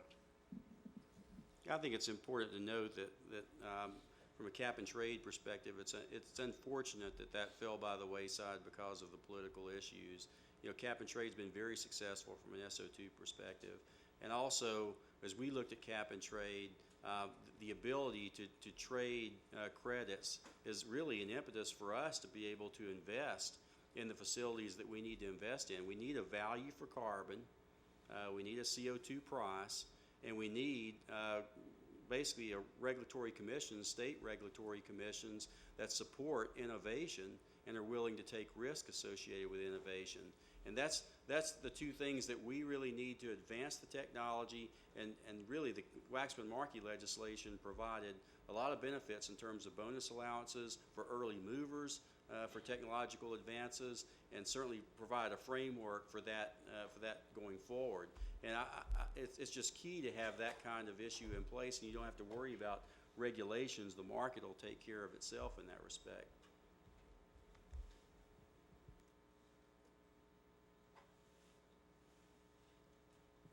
I have a question for Mr. Aiken. I'm wondering, in the absence of comprehensive climate legislation, if the American Electric Power and industry in general is interested in promoting the regional systems such as RGGI and the Midwestern and corresponding Western Climate Initiative, whether those regional systems are something that you see as a good step moving forward to imposing a price on carbon. Well, I think RGGI in of itself, it certainly has gone a long way in terms of that regional approach to producing value for greenhouse gas emissions. I think the same is true for other regions of the country. They should look at that kind of thing because it'd be very helpful to us to have that price. And like I said, I mean, for us to make investments, we need to have that price from a revenue stream, and for us to find partners across the country for the various efforts associated with environmental mitigation, it's important to have a revenue stream that is known. And I think RGGI has gone a long way in that perspective, and other parts of the country should take a hard look at that.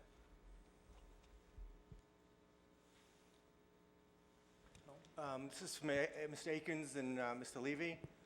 Just putting aside, I think a lot of our skepticism of cap and trade working, especially being in New York and seeing how our financial overseers fail to control Wall Street and the load of foreclosures that's going on.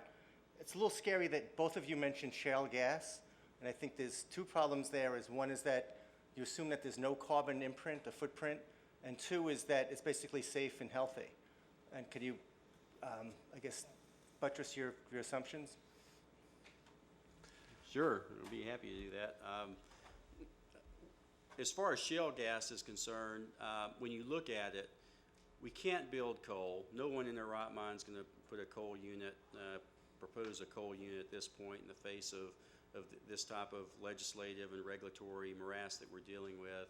Nuclear, we tried to make an advance in nuclear. The only places in the Southeast that have the regulatory and legislative support to take on that kind of investment. From a shale gas perspective, it's going to happen by default because from a shale gas perspective, you're putting a collar around natural gas prices, and many people think it's $4 to $6 for 10 years. If you do that from a marginal cost perspective, it's the same, essentially the same as a higher coal unit, and which much less capital investment. So the capital investment is going to move toward those areas with the least amount of risk. And right now, natural gas is the least amount of risk because you can build a unit in 2 to 3 years. You can, from a natural gas standpoint, shale gas provides the hedge for future price increases that we used to have, $11 to $14 per MMBTU gas prices. That hasn't existed. Matter of fact, today gas prices are just over $3.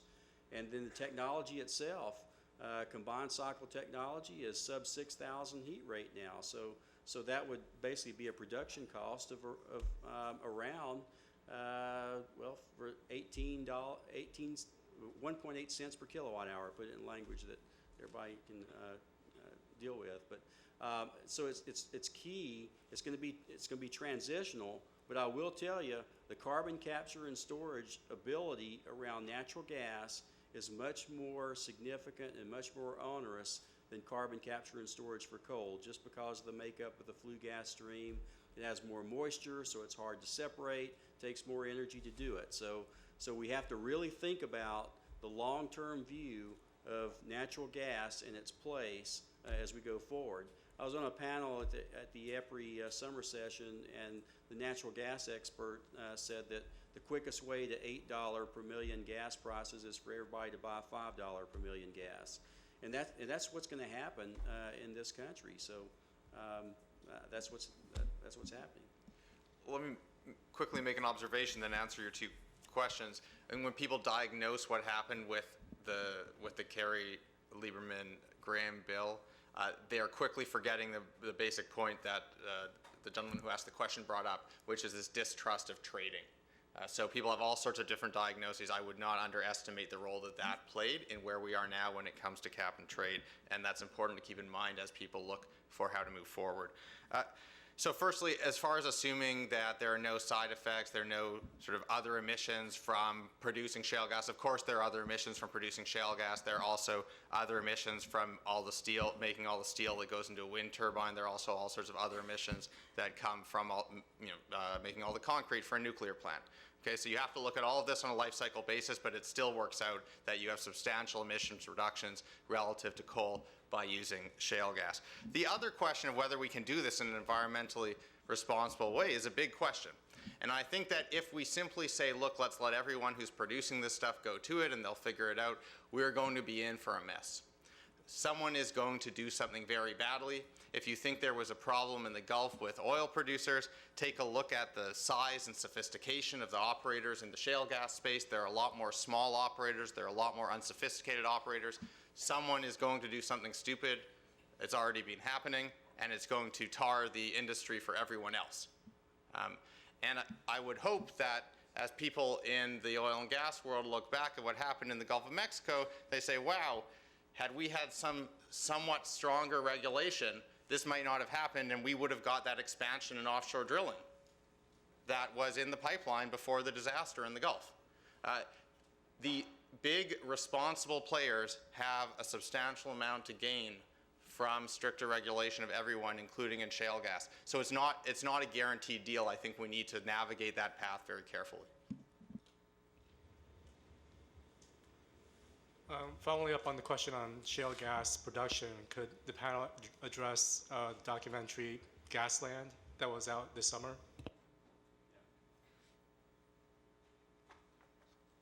Anyone want to comment on that? I saw it. I think it was obviously an indictment on shale gas activity, but I think it does point to the issues that you brought up. That is, there's a lot of smaller gas operators out there, that there needs to be a standard placed on that activity, or else we won't succeed in that effort. And they obviously pointed certain areas, but I can tell you, I mean, I own some land in the Haynesville Shale in Louisiana, and you don't hear anything about those kinds of activities there because it's the larger operators that are doing it, and Gasland skipped the Haynesville Shale. So I think there was focus on particular areas and particular instances where you do have some operators out there that aren't leaving a good name for the industry, and that needs to change. I'd add one other thing. I think the Louisiana example points to another piece of this, which is the experience in places like Texas and Louisiana don't necessarily translate into the rest of the country. People's tolerance for some of the side effects surrounding gas development will be different elsewhere in the country, and regulation will need to be in place that's sensitive to that in order to promote responsible production. Thanks so much to the speakers. The comments were really very informative. Across the comments, there was a range of different scales of policymaking that were talked about, from state and regional to national to international. And I'm curious if each one could maybe comment both about the current way that the business sector influences both change and lack of change, and maybe point to a couple pie-in-the-sky hoped-for ways that the business community can have an effect, and whether that's through an indirect mechanism at the international level or in very direct ways at the local level, just maybe focusing on that areas of hope that Michael alluded to.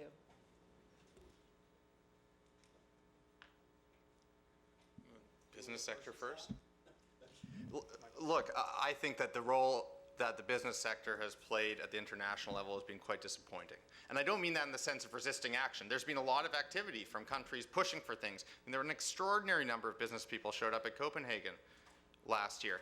But I don't think they quite knew what they were getting mixed up with, for the most part. You had all sorts of calls for a global cap on carbon, all sorts of things that were really not all that closely related to what was going on in the negotiating process. So it didn't really, it contributed to the atmospherics, it contributed to the political space, which is important, but not really to the sort of more concrete parts of things. I think that this clean energy ministerial process, again, in precarious state right now, I think, but has the potential to move things that way. There was Secretary Chu convened energy ministers from about 20 or so countries this summer, and one of the 2 days of the meeting extensively involved people from business and talked about practical measures that could be brought in to grow opportunities for clean energy technology. So I think there are ways to do that. And I'd say one other idea. The United States is actually relatively good at bringing in business into the policymaking process to understand what sorts of incentives will actually be effective and which ones won't. A lot of other countries aren't nearly as good at that. And the U.S. can actually help other countries bring business into the process through its engagement with them. So for example, if you talk to policymakers in India, they have a lot of trouble bringing business in to try and figure out how to regulate effectively. If the U.S. brings business in through its partnerships with India, that's one way to drive that kind of change. I'm a little bit more optimistic. We were at Copenhagen as well. But our chairman and others in the industry are involved with the E8, which is large companies involved with the environmental front.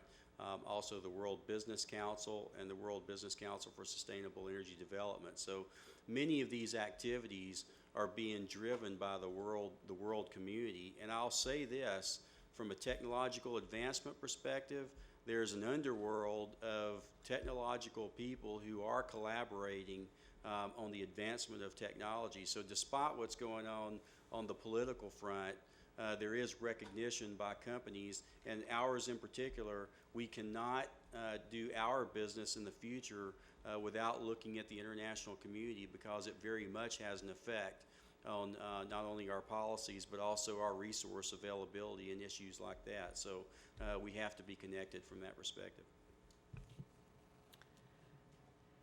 I think that the role of business, particularly on the state level, has been very, very effective. There's no such thing as developing policies at the state level, where we are much closer to our constituents, without having the process be transparent and to have stakeholders at the table. And business has very much been a stakeholder at the table, whether or not that's the energy business, the clean energy business, or the receiving side of businesses who want to see the volatility of energy prices brought under control so that they can actually build their widgets and invent the next thing and not have it suddenly have a unexpected, consumption of 25 to 30% of their costs to carry and to operate suddenly being driven by energy costs. So those businesses at all parts of the sectors have been very vocal and very effective in helping us craft a competitive program that will really bring economic opportunity to our states and to our region. I think that where you've seen that kind of cry for just plain entrepreneurial, good competition, good market-based opportunities on the global scale, I think that that has been effective, certainly on the national level. I think that the initial efforts of U.S. CAP stepping forward and having major corporations say, we need to have a price on carbon to be globally competitive, really advanced the conversation significantly. I think that we need to see more of that if we want to really embrace the global opportunity, economic opportunity that national legislation would invite. So I am hoping that we would see a much more positive statement. In states, we in Massachusetts, for example, we've added over 14,000 jobs in the clean energy sector. That's hugely significant in a time when we're losing jobs. So it's not imaginary; it's real. And people want that opportunity, whether or not they are battery companies or solar companies or turbine companies. Just they are very, very eager to invest and invent here in the United States, and we want them at the table. So I have a question for Lori Burt. You talked about RGGI, which is up and running, and the Midwestern and Western initiatives, which are in the planning stage. And additionally, some of the Canadian provinces have joined in or have observer status, and there are a couple of Mexican states that are observers. What do you see as the prospect for eventually having trading across regions and possibly across national borders? Do you think that'll happen? And as a related question, RGGI, of course, only regulates carbon dioxide from power plants. What do you see as the prospects for regulating more pollutants in more sectors under either RGGI or the other regional programs? That's a big menu there, Michael.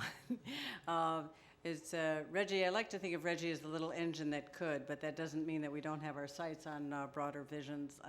Certainly, I think, as I said, all of the regions, people like to think that the ultimate connection, what they call it, linkage, is something that could happen tomorrow.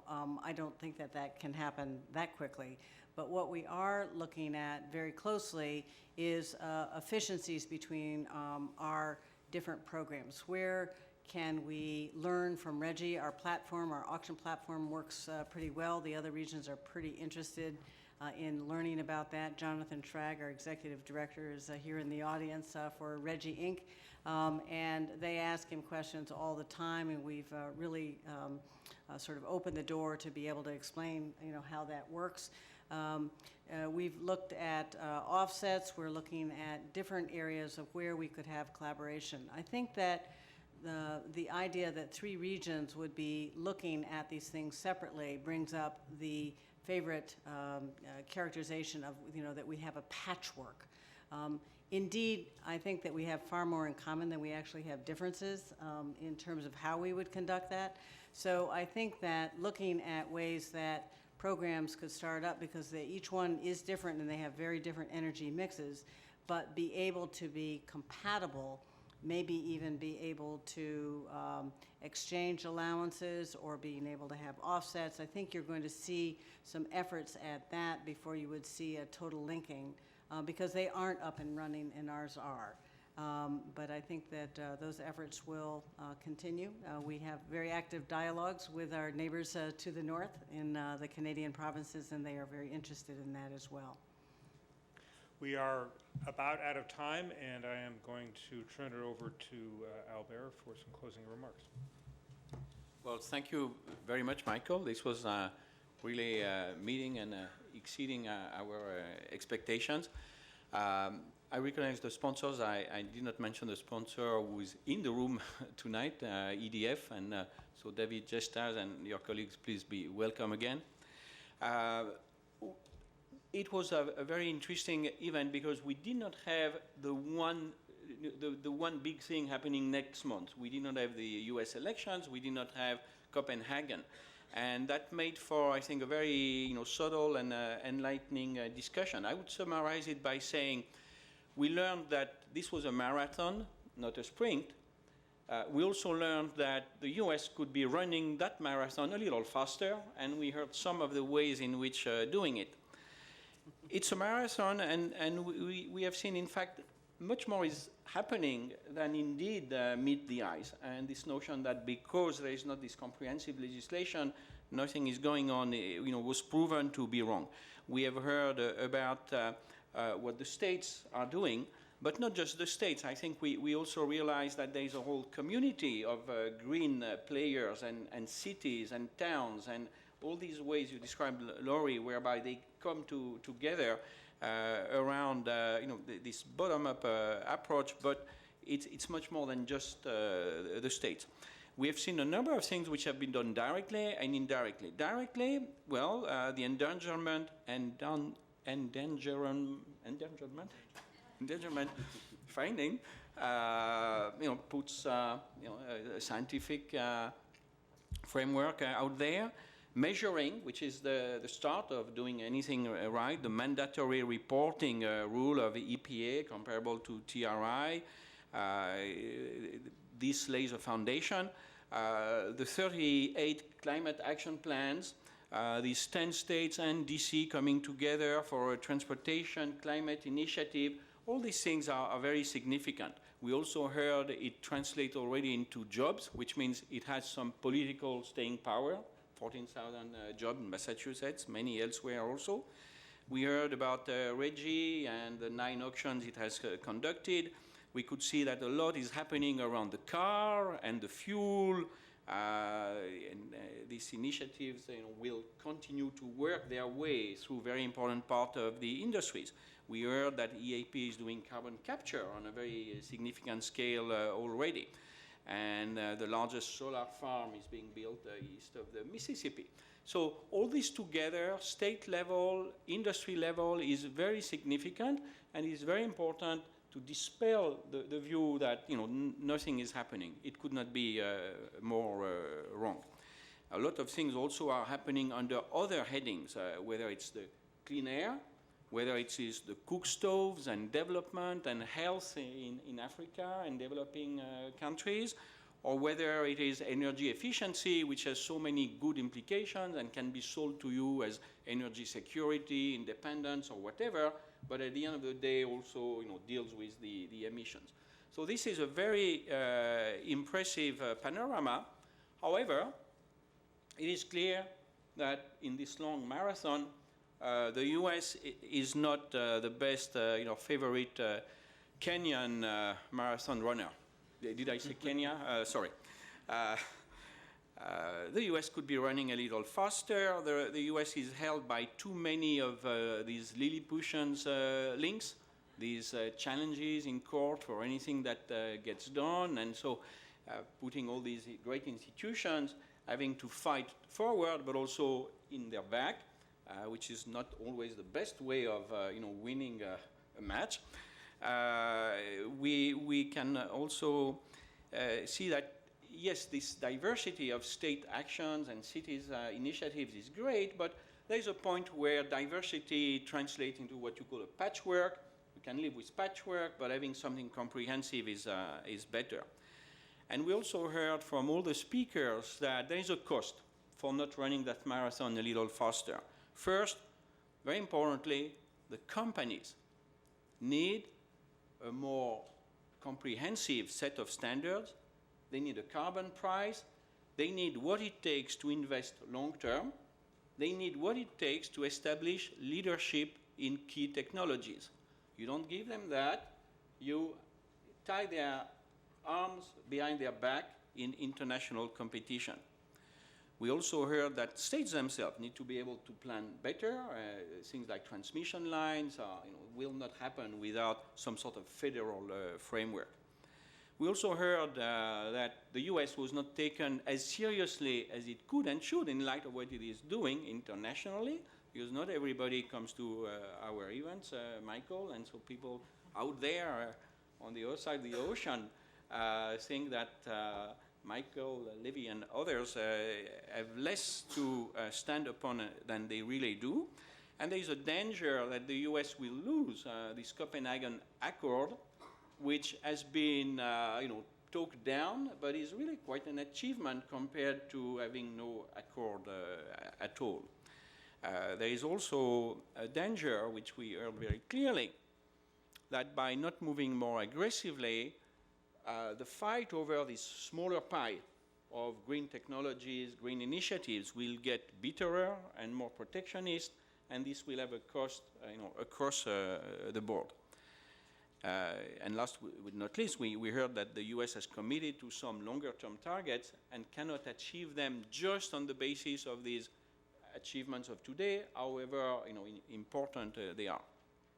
So last, let me take just one idea to conclude, which is probably we heard about how policy, the market pool, and technology leadership go together somewhere, and international competitiveness. So this triangle of putting in place the policies that trigger the market pool, that enables the private sector and public actors to be in a leadership position is something we don't want to let go.